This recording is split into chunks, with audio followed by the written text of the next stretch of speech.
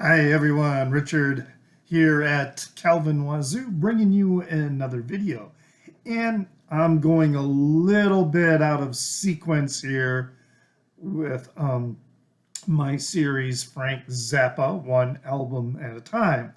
I had been going in sequence of their releases, or of the releases, I should say, but I just got something in the mail that I really wanted to talk about because this is like really brand new. And it's this CD set, The Mother's 1970. So it's just recently come out, and it is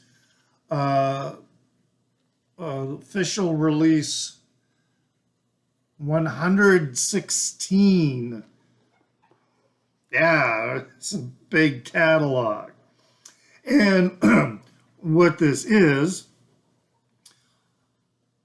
a collection of live recordings, and there's some studio stuff in here as well, from the 1970s, or actually from the year 1970, specific about that, when Frank had put together the lineup that would eventually be featured on the releases such as Chunga's Revenge, Weasel's Ripped My Flesh, the live recordings of Just Another Band from LA and live at the Fillmore East. So, we're talking about nice little booklet. Oops. Sorry about that.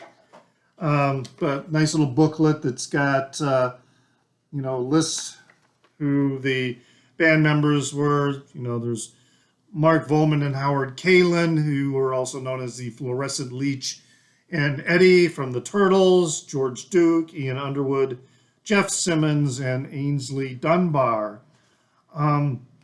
So it's a pretty interesting collection. There are 4 CDs in this, and comes with a little button too. Nice sturdy box package, and then inside are the different CDs, and there's a track listing on each one.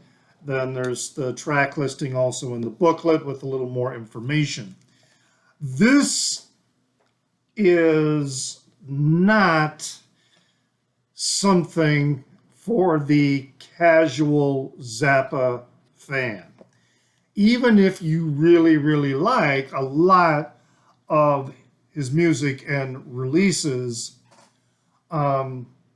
this may not be for you because it is material that's been taken from the vault. And some of the material is of questionable sound quality. However, for a true Zappa file, it is incredible archival material that really shows a lot of things about Zappa's creativity and how the musicians he was working with at the time would create a particular sound for that group, and then as he progressed with other musicians, the sound and the direction the material would take would change. Although there's still all the conceptual continuity going on there. The project object is still very strong. So the 4 discs, all the 4 discs, disc number 1 is probably the best sounding one because most all of that material was recorded in a studio. What's interesting about it was Trident Studios, and this was June 21 and 22 of 1970. We have an appearance of Charlena on here, which out of these sessions was the only one to make it to an LP, at least right away. they were doing these sessions for Chunga's Revenge, which was released in October of 1970. So the Charlena, and I'm going to have to listen to that mix again and compare it with Chunga's Revenge to see if that was the one that appears on the album. But the rest of it, material, and it's all really very interesting and sounds really, really good, does not show up on Chunga's Revenge. What's really interesting to me is that we have the first iteration of Wonderful Wino on any type of recording, because that did not get officially released until 1976 on Zoot Allures. So here in 1970, Zappa was already playing around with the song, with the melody, with the theme, and it was interesting to hear, and there's several takes, there's 4 takes on just this one disc alone on Wonderful Wino. And then you can see how it has progressed from what he was doing with it in 1970 to when it was released ultimately in 1976. There's also in here a take on the song Envelopes, which doesn't show up until 1981 on a ship arriving too late to save a drowning witch. It was also performed live in the 81 release of Puttin' on the Ritz, which was a CD release. So these are kind of interesting because it also shows evidence, again, of why Zappa really, really hated bootleggers. I think of all, musical artists of that time, there were 2 who really, really hated bootleggers. And that was Zappa and then also Bob Dylan. They just really hated people recording their material in concert in particular, or stealing the mixboard tapes, and then releasing these bootlegs. Primarily because, Zappa would say that, he would be debuting or playing material in concert venues that hadn't been released yet, and it wouldn't show up on an album until later. So it just really, really aggravated him that somebody would take something from a live show and on their own, press it to vinyl and then, sell it for their own profit. He wasn't getting anything out of it. So, and I have a fairly extensive electronic collection. I have a digital collection of a variety of bootlegs, some of which sound really, really quite good, and others which are just plain awful. And I know that Zappa has released, he had the Beat the Boots set, and the primary boots were like Piquant and As an Am, and there were a couple others. And they're really horrible sounding bootlegs. And I didn't buy them when they were officially released by Zappa Records because they sounded so shitty. And all Zappa did was just press them himself and put them out there for sale, without any attempt to get a better sound quality out of it. It's quite possible that he couldn't have gotten any better sound quality because the source was that awful to begin with. But anyway, that's CD1. On CD2, we have these sessions that were, most of which were done on Dutch TV. So there's a little bit of interview going on there. The sound quality on this CD is deteriorating a little bit because of the way the source material was mixed at the time. So you do not get even distribution of vocalists and sounds and things like that. We're getting wonderful wino again in some different iterations. Um, and then we also are beginning to hear Flo and Eddie and the Flo and Eddie influence on some of the material. So there's going to be a couple songs that are on there, are including Wanna Dick, and which again, these were songs that were not released officially until 71 and 72 with the Fillmore East and just another band from LA records. So as I go through here, fine, let's see, disc two. So, right, then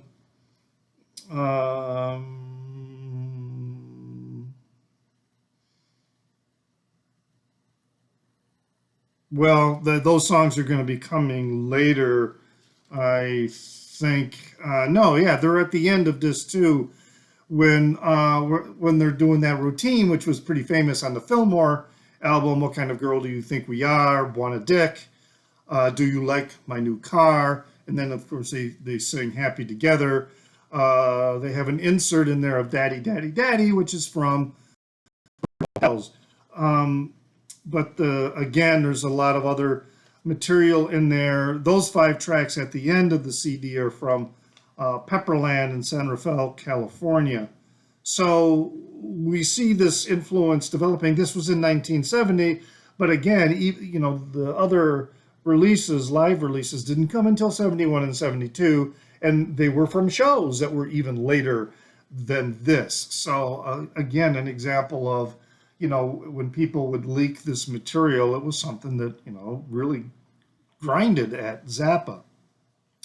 With disc three, we are at the famous El Monte Legion Stadium, which was this venue that was outside of LA, which sort of became a haven, at that time in 1970 in the early 70s, because the LAPD was cracking down on a lot of nightclub venues in Los Angeles and Los Angeles County. And as a result, bands weren't able to get gigs. So El Monte Legion Stadium became a very popular venue for many bands. It's a high quality soundboard recording on the disc three, but what's going on is, because it's a soundboard recording, you get a lot of ambient crowd noise. So, perhaps between songs, you're going to hear people who are standing or sitting next to the soundboard, calling out songs or whatever, or saying whatever, and then also sometimes while the musicians are playing, you're going to hear people clapping along with the music. So you're getting this other distractive noise, which, depending on how you take live recordings, that might be something that's really cool to you, or it can be something really annoying. But by and large, the recording is a little bit better than on disc two, the quality, but there are those other issues, and there are still issues with the different instruments and that being mixed, because some of the changes in the mix are actually happening in like real time, while you're listening to it, and whomever is managing the board. One of the other things we start getting in disc three is the variety of the King Kong variations. So we're hearing from, Uncle Meat, which will be posted fairly soon. So I'll be cross-referencing there. But we're getting a lot of the different variations again with Uncle Meat, and sometimes, you may not immediately recognize it, although the melody eventually will, show up. And then there's also a version of Trouble Every Day, which is slowed down a bit, and then it's got a pretty heavy and strong kick-ass guitar solo.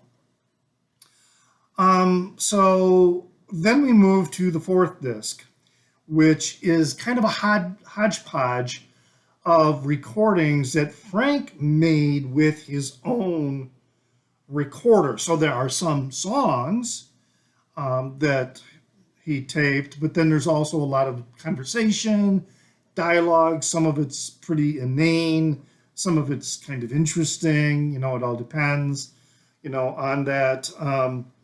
But he recorded so many things. He carried around a recorder and would record them as they're going through the airport or going, through the lobby. And like there's this one point where I can't remember if it's Mark Volman or Howard Kalin is asking Frank about who were the voices on Lumpy Gravy when they were, talking in the piano, although he said they were talking in a box or something. He didn't realize that what Frank was having them do was stick their head into a piano, and then he recorded, that discussion. But yeah, he talked about who those people were and also a little bit about the process. So there's these little tidbits of conversation, and then interspersed is, again, some just really, really killer music.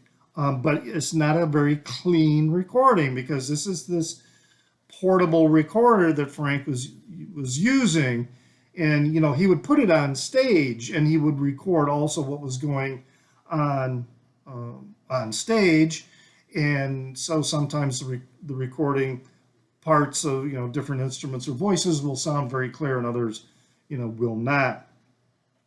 And then there are things that were pieced together, like there's a guitar solo called Portuguese Fenders, which he dedicates to Greg Allman. They're playing in Florida. And it's a pretty good guitar solo. Another one is called Guitar Build 70, which takes 2 or 3 different solos from unidentified or unnamed venues, but in 1970, and then pieced together, because that's a lot of what he did with that recorder, is he would just gather all this material, and then, when he would get home, he would just splice it up and piece it together into other things. And then there is Easy Meat, which this was put together from 2 different shows, and this is another case of, early material, because Easy Meat did not show up officially on a recording until 1981 on Tinseltown Rebellion. There were plenty of boots out there that had Easy Meat, but officially it never showed up in the Zappa catalog until 1981. And then, here are, these 2 shows that were spliced together from 1970. Then there's a song called Turn It Down that has a really amazing George Duke solo on it. There's an incredible jam with a series of, again, King Kong variations, and with also some really, really killer guitar jams. Again, I point out that, I really, really like them. For someone who wants a better sounding record, you're probably going to be aggravated by how dirty the sound is. And then there's this funny part where Frank just berates this person in the crowd. He just tells them to sit down and shut the fuck up because they're yelling, Louis, Louis. And it sounds like what he's saying is that, we just brought Dr. John on stage and you're calling for us to play Louis, Louis. You can hear how irate Frank was by that heckler. And then they do this 8-minute rendition of Gree, which is pretty interesting because of the way Flo and Eddie are vocalizing, all this, and every once in a while you can hear Dr. John singing or speaking. I think he must be playing a woodblock or something like that, because I don't hear him playing piano or anything, but again, he could have been, and that's just because of the nature of the recording. Um, and then the fourth CD closes with some more King Kong. So yeah, there's a lot of really great variations of King Kong on this CD package. Again, the interesting of how Wonderful Wino, you can hear the earliest developments of Wonderful Wino on this. So it's definitely, in my opinion, if you are a Zappa aficionado and Zappa fan and completist, this you're gonna want this. Okay, if you're just a fan and you really like his studio albums, but you haven't really ventured, or if you're not really much of a fan of the Flo and Eddie era, okay, and there are a lot of people. I mean, of all the bands that he put together, the Flo and Eddie era is not my favorite time period for his music. I enjoy it. I still listen to it, but it's not my favorite time period. So, if you're not really hot on that era, then you probably are not going to be all that excited about this. After plunking down the money, and then you get it, and you realize that that's what it is. It's that era, just before the album, the series of albums that were produced, including 200 Motels, because there are some songs on there from 200 Motels, when they come out. So, but nonetheless, I'll have some links in the Down Under. I'll be adding links later to the Down Under, as I publish other videos, Frank Zappa related videos. But, hey, let me know what you think of this. Did you run out and buy this? I've seen some reactions where people thought, hey, CD1 sounded great, but the rest of it sucked. Maybe they're, whatever. That's, what they think. So I'd be interested in finding out, what you think. Leave a comment in the Down Under. Like the video, share it, please. Subscribe to my channel, and always remember to enjoy your music.